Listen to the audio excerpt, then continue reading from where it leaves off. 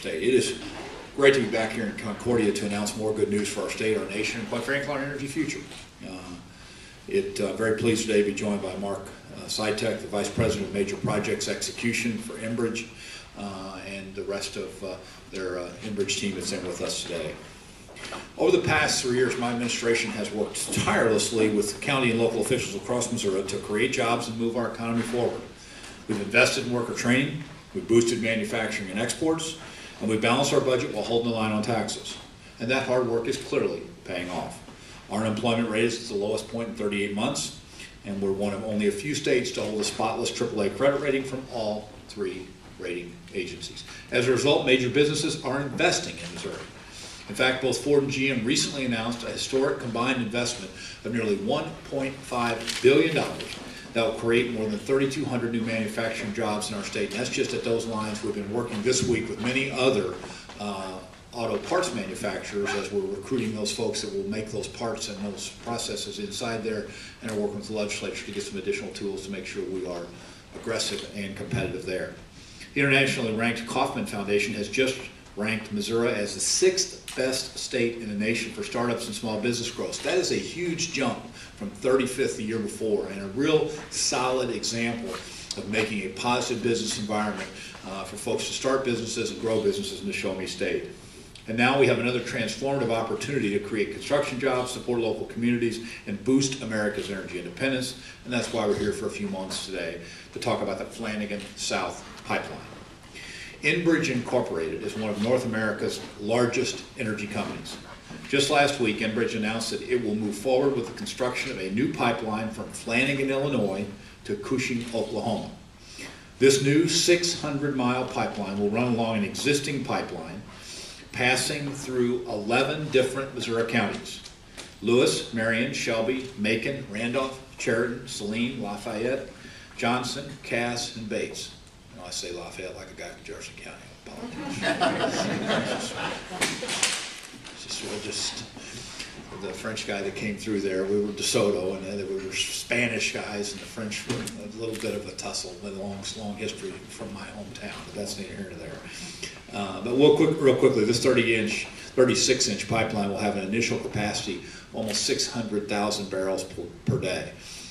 First of all, we're very excited that the fine craftsmen and workers of our region are going to be employed on a project of this great level of import to our country. Folks talk about energy independence, and they talk about gas prices, and the bottom line is, if we're going to win that energy independence war, we're going to have to get crude oil and crude sand from up in the Canadian region down to the Gulf, so it can be refined down there into gas and diesel and used in our vehicles here, rather than us depending on foreign oil. That, combined with our biofuels leadership here in the heartland, gives us an opportunity to play a central role in the energy independence and the downward pressure that's necessary that the competition brings to get gasoline and diesel prices down. But what does this mean for our economy? In total, Enbridge is going to invest for this total project about $2.8 billion to construct the 600-mile pipeline. To build the 200-mile portion that will cross Missouri, the company will invest nearly $1 billion. That's a very big project. That's a lot of investment in our state, and we appreciate the confidence that they are showing in both the great solid workforce and craftsmen this region, as well as us as a state. As a nation, we must continue to increase our use of North American sources of energy to ensure stable and secure fuel supplies for the future, and to create the jobs our outstanding workers need today. Major investments in domestic pipelines provide skilled construction jobs, support community growth, and ensure reliable access, as I said before, to that North American energy. I'm a strong supporter of this historic Enbridge project. Earlier in the process, I visited Shelbyville up in Shelby County to discuss the impact the project would have with local leaders. And my administration has remained in close contact with Enbridge as the project has moved forward. Today, I was pleased to have a chance to sit down with Mark and his team to discuss some of the next steps in this project in a little more detail.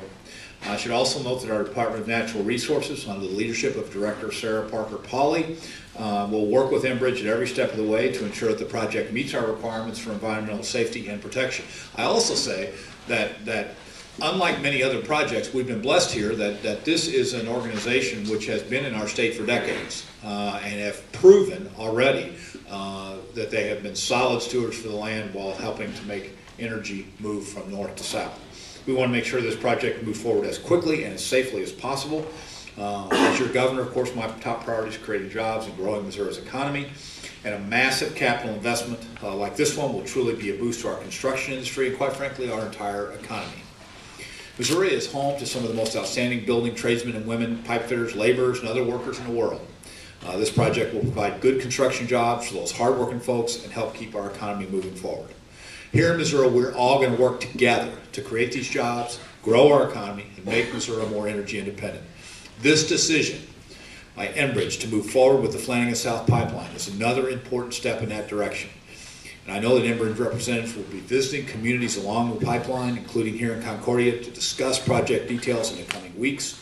So on behalf of the entire state of Missouri, I want to thank the Enbridge team for this decision to invest in Missouri, and we look forward to being strong partners at every stage of this particular process. I'd be glad to take any questions the press may have, and I want to get around and visit with folks before we move on. And I wish I had an announcement of another $1 billion construction project I was going to later in the day, but this would appear to be the only one of those I'm going to do.